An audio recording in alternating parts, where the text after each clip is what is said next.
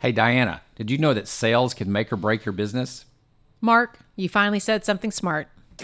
Ladies and gentlemen, jurists and just curious, welcome to the Successful Barrister Podcast.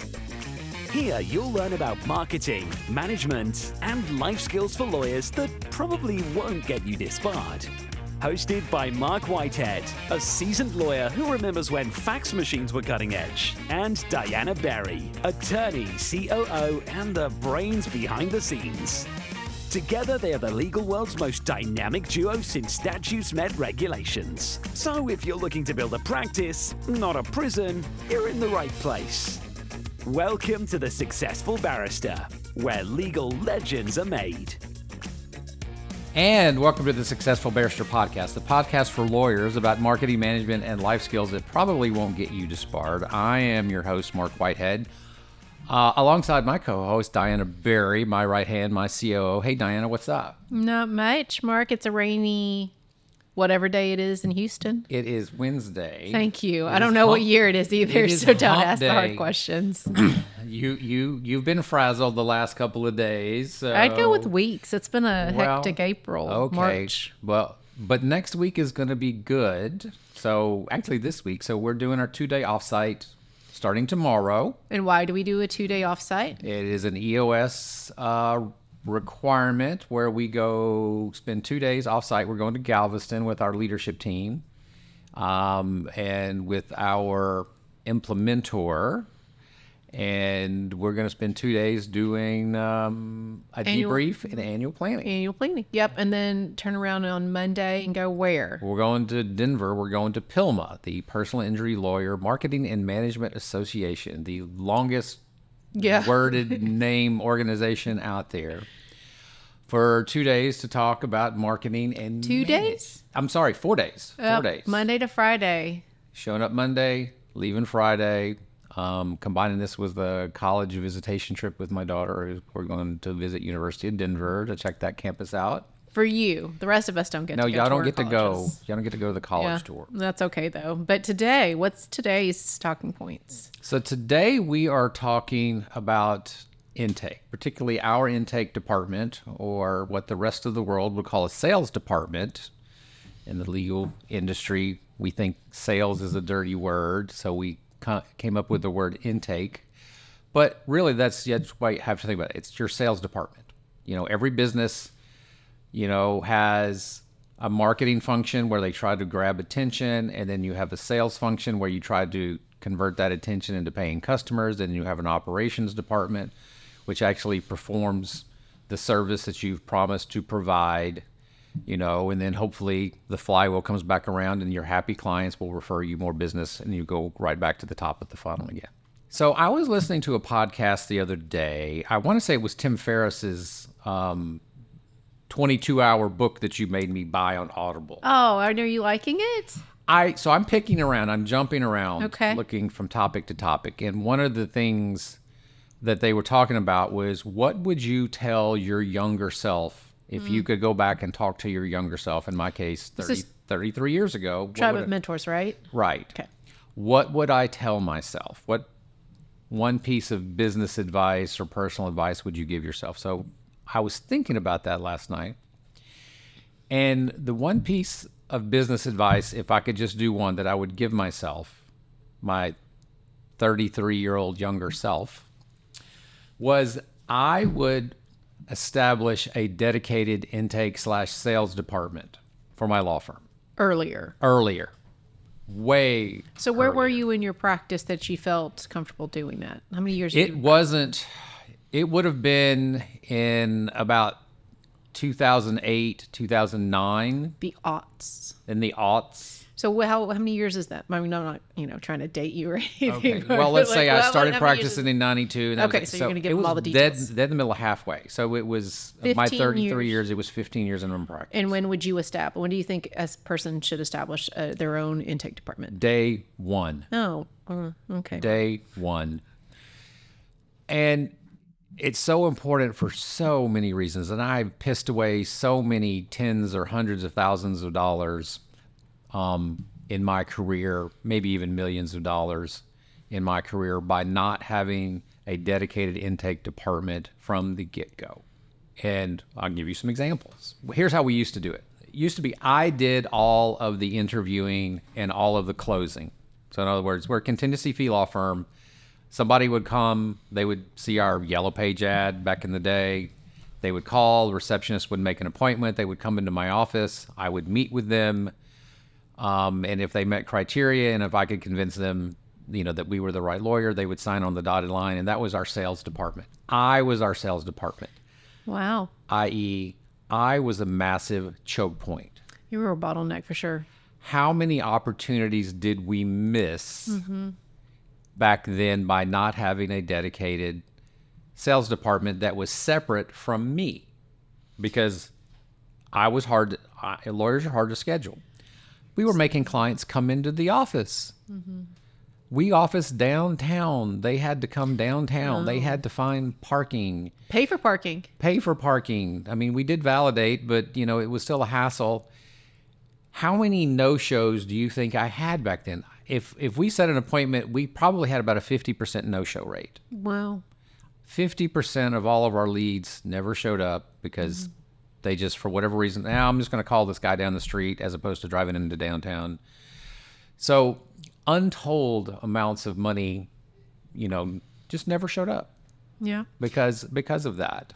So I want to go back to something you said before about the whole me thing, that you were the bottleneck. I just want to kind of tease that a little bit more. It's not you as the managing partner. It's just you as an attorney. I think that can't be said enough, that your attorneys really shouldn't be involved in your intake process. I mean, yes, when they get into the yellow buckets, but I'm sure you'll talk about that later. Right. But having your attorneys in the middle of your intake process is probably not wise. Right. It's not wise.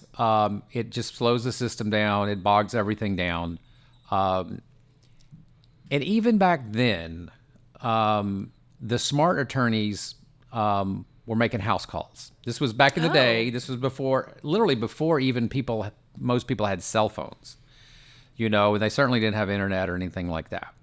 But the smart lawyers, would send, if somebody called and it sounded good over the phone, they would send an investigator, what they would call, quote unquote, an investigator, which is probably just a glorified paralegal. And they would go make house visits, and they would sign the person up in their house before they could ever leave to wander off. That's what the smart people did. I didn't know that. Nobody ever told me that. But that's what the smart ones did. Eventually, I figured that out. And then what I did was I started making the house calls myself. Oh. I remember one day that I had 5 pretty decent cases on the line, and they were all out in the rural areas. One was in Brazos County, which is about 2 hours away. One was up in Wharton County. One was way out in East Texas. And I made a big circle. I left at 6 o'clock in the morning, and I went and visited each of these 5 potential people and signed up 5 cases. Oh, okay. Worked really well, but what is my time worth? How much can I do that? Well, and you really didn't do any lawyering or production that day. I probably didn't do any for several days because I was probably exhausted by the time I got home. But at least I started evolving. My thinking started to evolve. That this setting an appointment and just sitting back and hoping they show up wasn't the way to do it. So as we evolved and we became more of a disability practice, I realized I was the choke point. And I started letting my paralegals screen the leads, okay? And letting them make the decisions and letting them sign up cases, and I would only break the tie if they weren't sure. Here's the fundamental problem with that. When your paralegal is busy and overworked, they will turn down good cases left and right because they're just busy and they just I don't need any more caseload. Yeah. And that was worse than me doing it. Yeah. And it took me a long time to figure out what they were doing. And it wasn't until one of my first marketing directors convinced me, hey, Mark, my mom could be great at this. She was retired at that point. And she goes, I bet you I could talk my mom out of retirement and she could come in and she could do all the interviewing and closing all the cases for you. And I said, but she's not a paralegal, is she? No, she's not. She's never worked in the legal industry. And it took her weeks of her badgering me before I finally relented. And I hired my first intake specialist, dedicated intake specialist that did nothing but talk to new leads all day long. So that's kind of how it happened. Why did your paralegal, what was it in her mom's background that said, hey, I think my mom could do a really good job? Her mom loved to talk. Oh, high I. She was a high I. Her mom loved to talk. She goes, and quite frankly, her mom needed a job. So I think there was a lot of But you're looking for a reasons. high I. Yeah.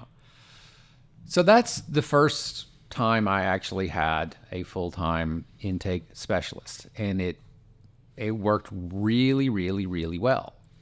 And from there, I decided we need to systematize this better. And I think what we're going to talk about throughout this podcast is I'm going to kind of go through what I have found has worked and maybe some of the things that have not worked in the development of our intake department. So I would just, for point of reference, today we have an intake manager who manages about 10 to 12 intake specialists.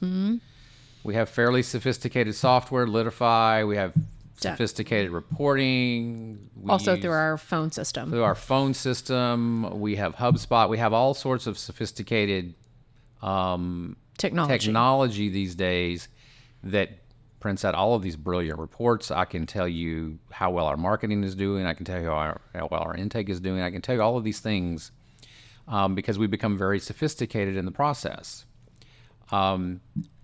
Relative to the days when I used to get in my car and drive 200 miles in a day to visit people over all of East Texas. Probably in your hometown. I don't think you got that far. You don't think I got up all the way to Center, Texas? Oh, goodness. The center of the universe is what I call it. It's definitely the center of the county. So we're going to talk about kind of what Marc Whitehead and Associates does. Any last closing points before we move to that? So I know a lot of people, the big sticking point that everybody has in this concept is that I'm a lawyer. Only I can talk to the clients. Only I can convince a client to sign with us. And I used to think that. And that is a total mental block that is not true whatsoever. And I'm going to spend the rest of this podcast trying to convince you that you're not that damn important. But thank you for listening to our podcast. But thank you for listening. We still love you. But you're just not that damn important.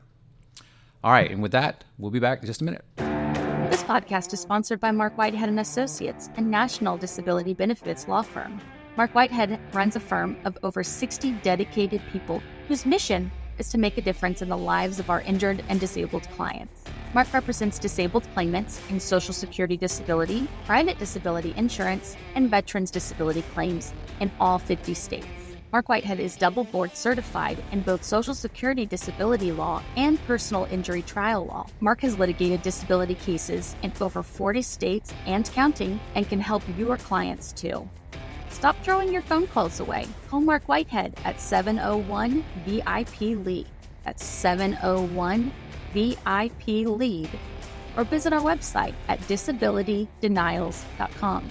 Referral fees are paid in all jurisdictions where it is permitted. Refer us your disability cases today and know that your clients will be in good hands. All right. So we're talking about how we developed our intake department over the years. And I think the first point that you have to make that lawyers need to understand is your intake process, whatever it is, whether you're the process or it's your staff or you have a dedicated intake department, that first initial contact is where trust is built with the client. Okay? So you always have to start with that premise that the point of intake, now that you've gotten their attention, so whatever marketing method you use to get them to call you, now is the point where you start having to build trust. And there are some very specific ways that you can go about to build trust with a client, whether it is you, whether it is a paralegal, whether it's an intake specialist. And I think you start off with the concept of the first impression is the only impression that really lasts. And that's my opinion. And so you want to start with empathy. Nobody calls us because something good happened to them. They're always calling in a probably one of the most stressful times in their life. So that's where you start with building trust, is you build with empathy. You understand their situation. You identify with some of their common pain points. You come up with solutions. All right, we can help. You reassure them. But that's when you start looking for who you want to hire in your intake department. That is where you start. You want to start with somebody who clearly can demonstrate empathy. What we would call, a high I under the DISC test. Somebody that has a lot. I'm getting there. I know you're giving me the eye roll. Yeah, not eye roll, but definitely some side eye. Some side eye. Getting some side eye over here. So the high I, describe a high I in your opinion. An extrovert. An extrovert. In one very simple word, but an extrovert does not necessarily mean that they can... Exactly. Does not mean sympathetic. Or doesn't mean that they are capable of empathy, or that Correct. they're very high on the empathetic score. So you need to look at that from those two angles. You would like somebody who is an extrovert, but you also want somebody that has the empathy factor, of which I don't think DISC really tests for that. Nope. Usually you would look for an EQ score there. We do not use an EQ test for that. We look for an IS on our intake specialists. Right. You want somebody that's an extrovert and somebody that's very steady, because being on the phone all day can be a grind. It takes a special personality to find that person who's willing to do that. All of this, to some extent, can be controlled and be trained. So our intake system, we use Litify as our intake system and as our case management system. That's the great thing about Litify. I can do both. And it's set up in such a way that we can develop scripts and scenarios and sort of if-thens, depending on how complicated you want to get with your programming. Although sometimes simpler is better. Mm-hmm. So let's say, for example, this person calls in. What's the first thing that you want? You want to get that intake specialist to exhibit some form of sympathy, empathy. I understand you've made the right call. You've called the right place. Let's discuss your case. Let's see what's going on. And then you take them through the script. And you need to develop your scripts, extremely well. And you need to train on that. We do a lot of training with our intake staff on the proper questions to ask, the things to look for. Because ultimately we want what we want. The goal is that we would like the intake person to make a decision on that very first call, whether this client falls within our acceptable criteria, what we would call a green bucket case, or whether they're a yellow bucket. In other words, there's questions and then you're not quite sure, so they need to run it up to a higher authority, either their intake manager or run it up to an attorney. Or if they're a red bucket, they clearly don't meet our criteria, and then we need to do a gentle turn down or referral. But that's what we want to do. We want to train them to do that. And we have very specific criteria on how we set that up. But let's assume they are a green bucket. What we want to do is we want to close that call. We want to close that sale. We want to get that client to sign our contingency fee contract right then and there. We don't want to let them off the phone, which is way different from the old days when you had them come into the office. Or even in the aughts where we used to overnight the contract to them. Nowadays we use, DocuSign or some form of e-signature where they can sign right there on their phone, the same phone they're calling on. So this is where you want to go with this whole process, is you want to develop what we call a one-call close system where the client never gets to wander off. If the client is a client you want to take, you want to know it then, and you want to sign them right then before they ever get a chance to wander off. And then that way you set the hook, and they're your client forever, or at least through the course of this particular case. And I think every step of what you just described is something that we kind of develop over time. That one page, green, yellow, red. You've had that ever since I've gotten here, but I know we've looked at it nearly every year to make sure that still fits our criteria. We revise it a lot. Exactly. And the DocuSign, I think before I got here, we were maybe still mailing contracts. And so we, especially with with COVID, because I was a COVID hire and all of the different things that just kind of forced us to a purely electronic process, I think that DocuSign has also helped us with that. And then one of the last things that we were talking about hiring, and, we look for ISs, but you're not looking for someone necessarily with legal experience, but you are looking for someone who does maybe have some of that sales experience that can translate.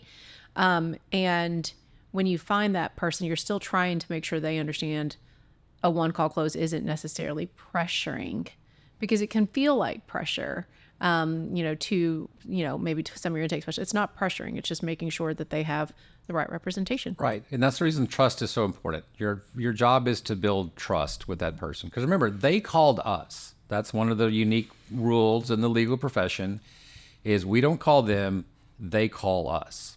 So this isn't like doing outside sales or cold calling where you get just a random call from somebody when they're not expected. This person was already predisposed to call you for some reason. Either they were referred to you by maybe your clients, maybe they saw your internet ad or your internet GMB listing or your pay-per-click or whatever media that you're running out there. They called you. So they're already predisposed to want to know more about you and want to know if you can help them. And that's part of the training when you're developing your intake staff. So I have an interesting book that I have based our intake closing process on. And if you remember The Wolf of Wall Street, who was it? Leonardo DiCaprio was the guy. What was the guy's name again? Oh, no, I'm the wrong person. Okay, we're going to have to look this up on the break. But anyway, so the guy who was the character in Wolf of Wall Street who wrote the book, one of the things that he did within the movie was that he was training other stockbrokers on how to sell these crappy penny stocks that nobody really wanted. Mm-hmm. And he used the example, and he said, sell me this pencil. Mm. And I can't give the full analogy, but you have to go back and see the movie. But the point he was trying to make is you're not selling the features of the pencil. You're not selling the fact that it's long and thin, or it has lead in it, or it makes marks, or it has an eraser. Those are just the features. You're selling the benefit of the pencil. What is the benefit? Then the benefit is this pencil can solve your problem. This benefit is a tool that can allow you to communicate with other people your thoughts. So he kind of took it to that degree. So I kind of analogize this to what we're doing.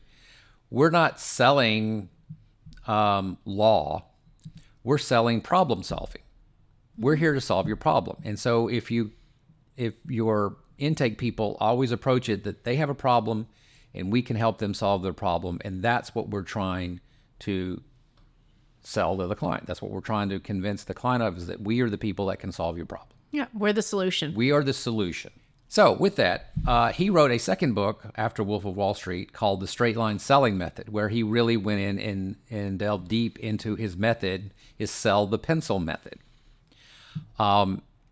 And it was a really good, interesting book if you want to learn how to be a great salesperson. So I took that book and I developed a sales process for our intake team based on what he calls the straight line selling method.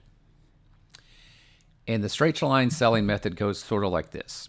You gather information, you see if the person is qualified. Then you explain our value proposition, because that's what we have, is that we have a value proposition. In exchange for signing our contingency fee contract and giving us a portion of your benefits, we will provide all of these services. We will solve all of these problems. We will provide all of these benefits for you. We will alleviate the stress from your mind. So you're explaining the benefit of coming on with our law firm, and you're combining that with talking about our experience, our proven processes, how we move their case forward. And then you stop and you don't say anything and you wait for them to respond. Because what they're going to respond with is either a yes, at which point you get them to sign a contract, or they're going to respond with a no, at which point you respect the no, or, and what's more likely, is they're going to respond with I'm not sure. And what I'm not sure means is I have some reservation or I have some objection, what he refers to as objections, to completing the sale, from signing the contract. And then in the straight line selling method, it is the intake specialist's job to explore that and figure out what the objections are, what's holding them back. What are they concerned about? Are they concerned about the fee? Are they concerned that our fee is higher than somebody else's fee? That they could get a better deal somewhere else? Are they whatever it is? What are they concerned with? And what you figure out by talking to your intake specialist over time is that there's usually a very common set of objections that are raised. There's probably only about 5 or 6 objections that are typically raised. And so my job as the person designing the system is to give my salespeople a written response, a scripted response to each of these objections that we anticipate, to alleviate those objections, to get to this. When you ask them again, this is for the second time, what would you like to do? You're trying to get them to yes. But it's a whole sales system, and it's very ethical. It solves their problem. It answers their question, but it's done in a very methodical way that you can train your people to do. And you train our intake team. I used to do more training than I do now. I have sort of trained my trainers, and I've developed this written system that we use that is very specific to disability law. We do 3 types of disability. There's VA, there's Social Security, there's long-term disability insurance. So each of those takes a slightly different tact, but there's a definite scripted methodology to take the client through the sign-up process. And so to get to, I guess, I would say to get to what KPI? So what are some of the targets that you have for your intake department? So here are some of the metrics that we look at. So the first thing, if you think about your intake department as a big funnel, so at the top of the funnel is every lead that comes into the funnel. Let's say 1,000. Say there's 1,000 leads that come into your funnel. They typically are going to come in 2 or 3 ways. Number 1 is going to be a live phone call. Number 2 is going to be some form fill from one of our web properties. And third could be a referral, say from an attorney. We get this a lot. We get an attorney will email me and say, hey, I have this client. I would like to have you talk to this client. That's probably the third way that they get into the top of the funnel. So let's say you get 1,000 leads in the top of your funnel, say over a month. What percentage of those leads that come into the top of your funnel are you actually able to contact and interview, like do a full interview to see whether they meet criteria, whether they meet qualifications? That's what we call our contact rate. We want to, and you would think in a perfect world, your contact rate would be 100%. That never happens. Never in a million years are we going to be able to contact 100% of the people that come into the top of the funnel for just a million reasons. Particularly when you do a lot of marketing, there's not a lot of your leads are not very sticky. So if somebody fills out a contact form on Facebook and then you try to call them back, there's a significant likelihood that they're not going to pick up the phone, or they lost interest, or they've moved on, or they didn't even remember doing it. So our standard is we would like a 95% contract rate. This is what we measure, and this is how we measure the performance of our intake department. Is number 1, on a month-to-month basis, did you meet your 95% contact rate goal? Now that rate has been sort of established over the years by trial and error, and we just know when we're doing really well. And this seems to conform with what other law firms have told me and in other masterminds or things like that. A 95% contact rate is pretty solid. So let's say you've contacted 950 out of those 1,000 leads that came through your funnel. How many of those do you actually want? How many of them are qualified that you want to sign up? And that number will be drastically lower. In the personal injury world, most people will say that you probably only want about 1/3 of your leads. I will say in the disability world, it's even less than that. Probably 12 to 15% of the leads that come into our system are what we call wants, qualified leads that we would like to sign up. So that means, you're digging through a lot of coal to find some diamonds here. So what the next one is, we would like to sign up 100% of the qualified leads. Now, again, we know that that's not likely to happen. It might happen over a short time period, but over the long run, you're never going to sign up every lead that is qualified that you want to sign up. I don't know the exact statistics on this, but I think most, when we go to PILMA, when we go to these intake things, they generally say if you're doing above 90% sign up rate on your qualified leads, you're doing pretty well. And I think that's pretty much the standard that we kind of abide by. You should sign up 9 out of 10 of your qualified cases because they've already come into the system. They've already taken the time.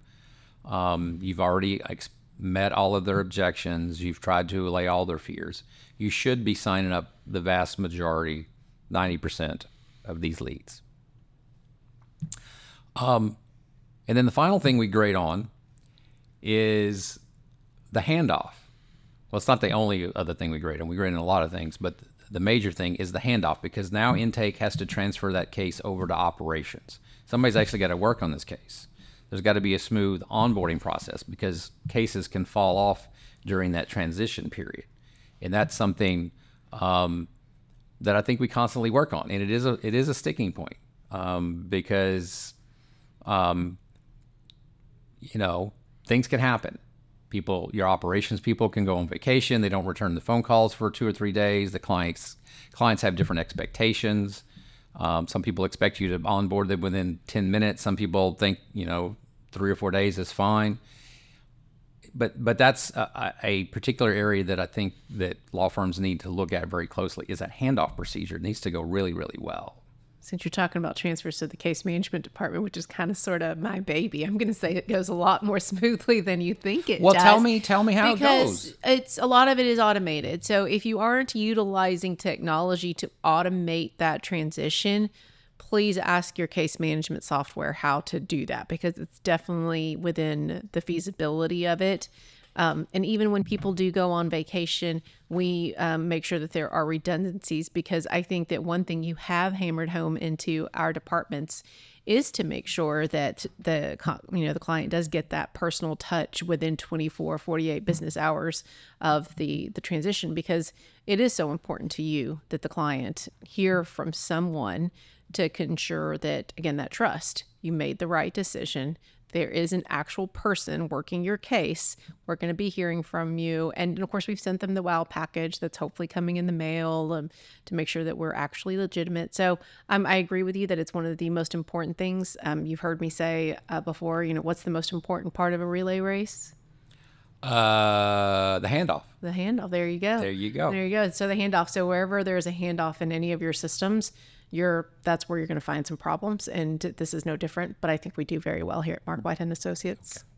We do a bang-up job because Diana said so. Well, I just told you what we did. So I think you've talked about a lot of things. Before we go to our third segment, any other tools and maybe tips and tricks that you want to share with our listeners about how you found to get the most out of your intake team? Again, none of this happens by accident. You have to create the process. You have to script literally every step of the way. And you have to train on it continually. It's not train them once and then set them free. It is a continual thing because people can backslide. People can develop bad habits. And you can just come up with better ideas. You can always do something to improve the system. So, I think we've mentioned this in the past on the podcast, but we're developing what we call MWA University, Marc Whitehead Associate University, for those who don't get the MWA. The reference there. The reference real quick. And we're creating all of these training modules. But the training modules are not only for new hires. These training modules are also designed for refresher courses for people that are already on staff. And I think the one that we've got developed farther down the line seems to be the intake department, because it's kind of number one, Erica's done a bang up job.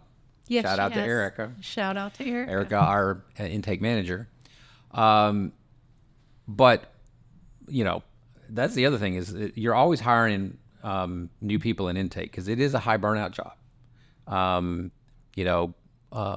Most intake specialists, unless they really are awesome and really love it, tend to, move on or want to move to a different department over time. Yep, that does happen. It's But just we a high think- burnout job, on the phone all day.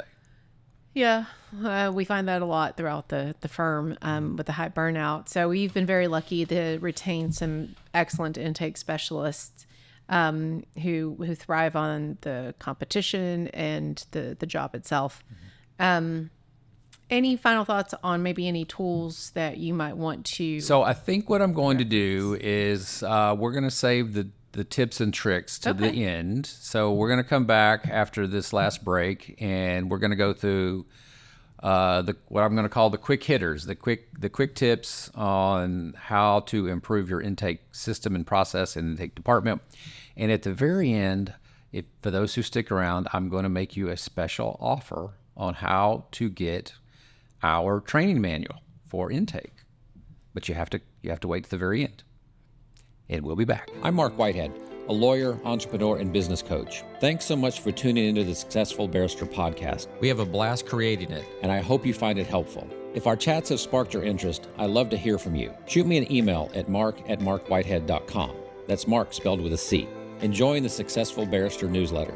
Even better, let's hop on a call. I'd love to chat about how we can collaborate, share ideas, or just catch up.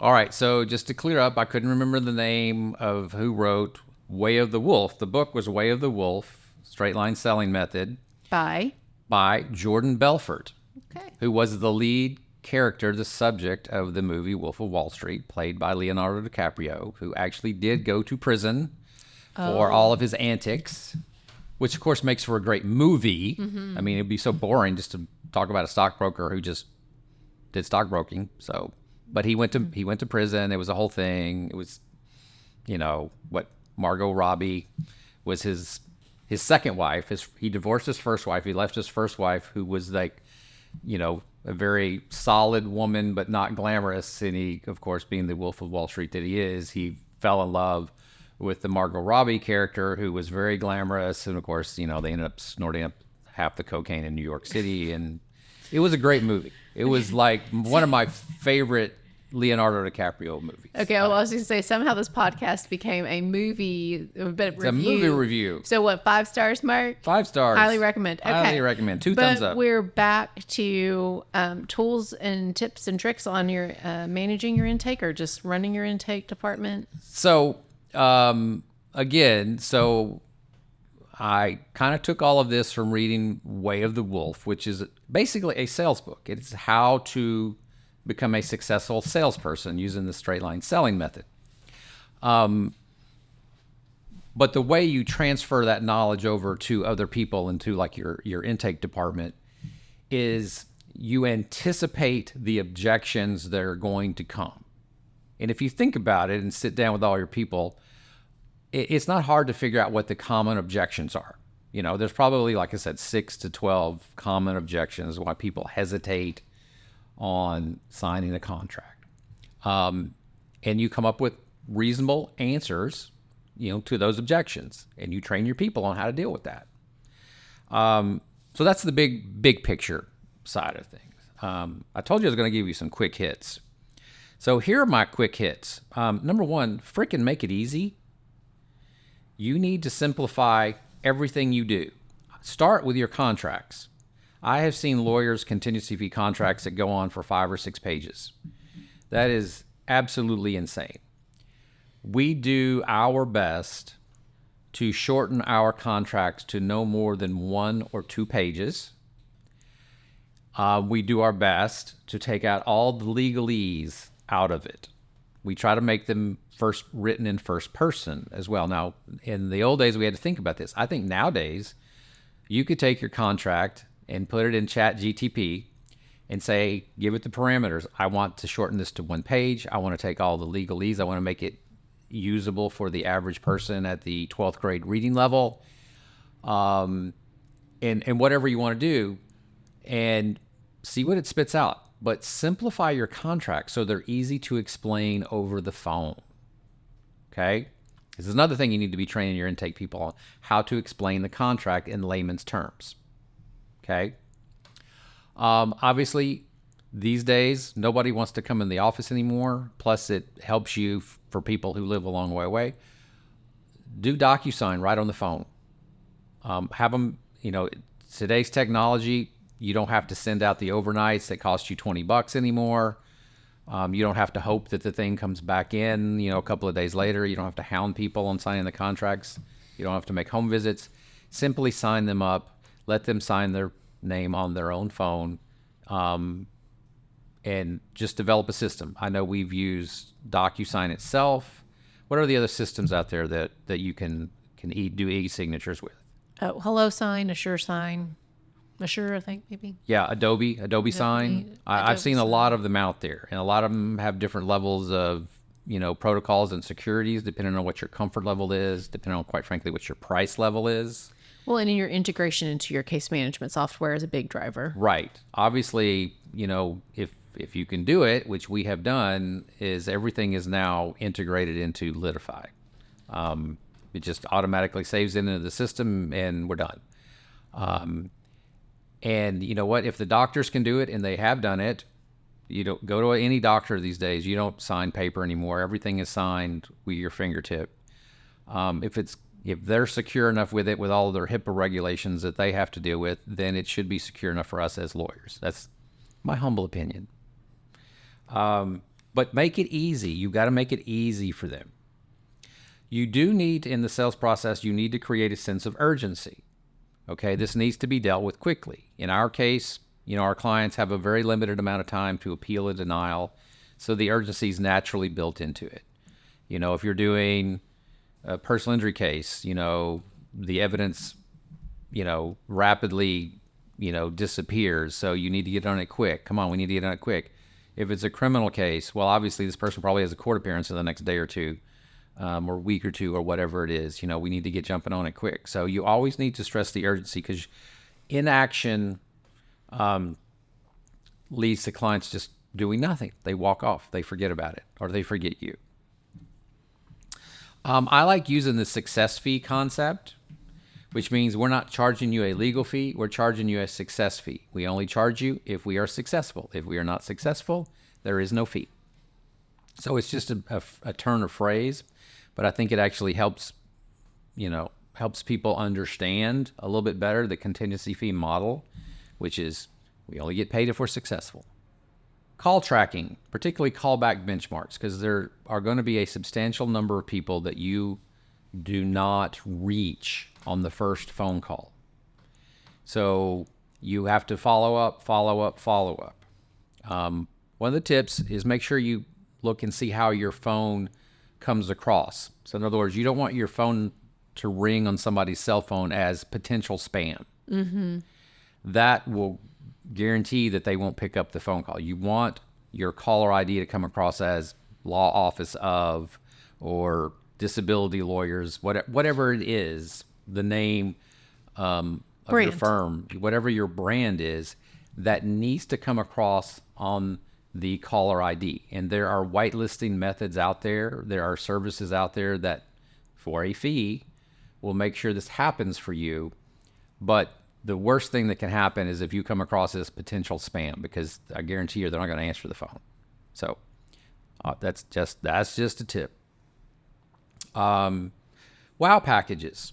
We talked about wow packages a little bit. You need to wow your people with some good stuff.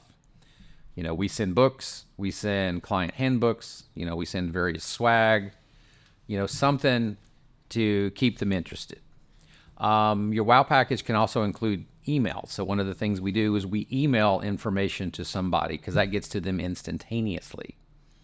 So maybe an ebook, a copy of your book in electronic version, in electronic format, or something like that. Something to kind of set the hook right at the very beginning.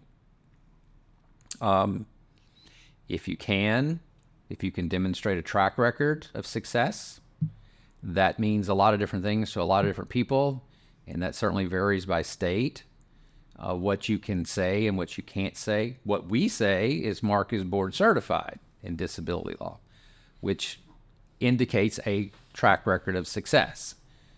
Some people say we win X percentage of cases. I don't know if that's really works under the state bar rules. I'm not really sure. I haven't looked into it enough because I haven't looked at it enough.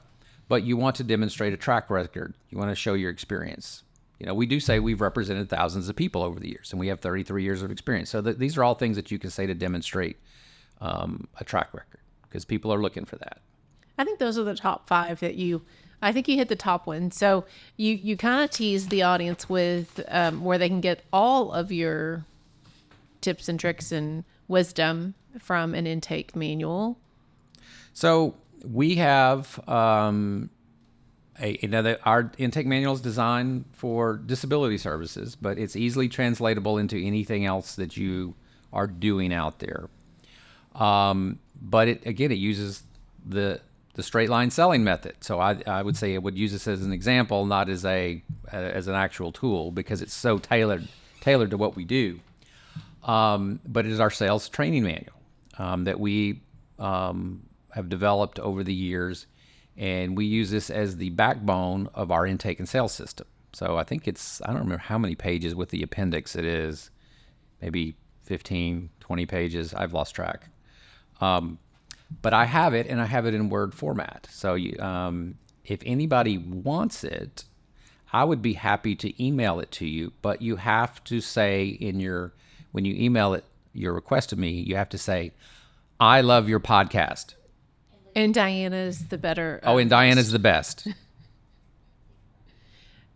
Some reference to the podcast. Give me some reference to the podcast. Or leave a review.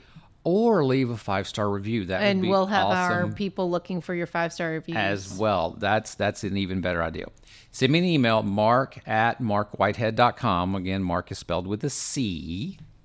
And I will be happy to send it to you. And if you want to, after you read it and it's confused you want to discuss it, hit me up and we'll set up a phone call and I'll tell you how it works.